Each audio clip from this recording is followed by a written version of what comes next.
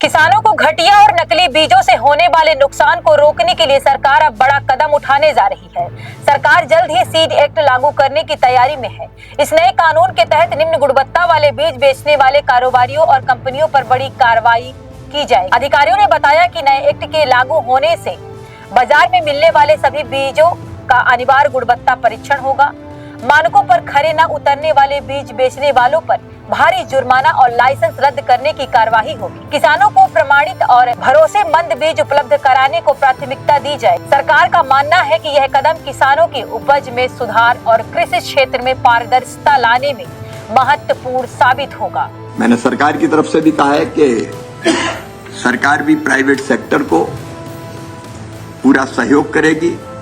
हाँ, जो गलत कंपनी है उनको बर्दाश्त नहीं किया जाएगा। हम सीड एक्ट में भी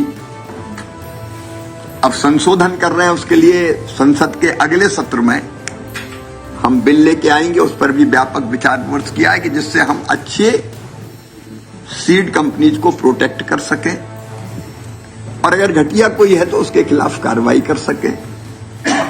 तो वो सीड एक्ट भी हम लोग लाने वाले हैं।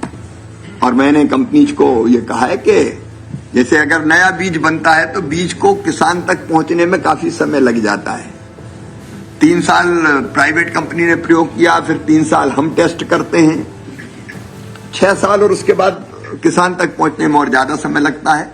तो उन्होंने कुछ सुझाव दिए हैं कि वो जो टेस्ट करते हैं वो प्रॉपर है तो उसको माना जाए। तो इस पर भी हमने विचार करके किया कि अवधि हम कम करेंगे और अगर पहले सीड कंपनी टेस्ट कर लेती है, प्रॉपर टेस्ट करती है, तो फिर हम एक बार और टेस्ट करके उस बीज को चलन में लेके आ सकते हैं। तो ऐसे विषयों पर भी हमारी चर्चा हुई है।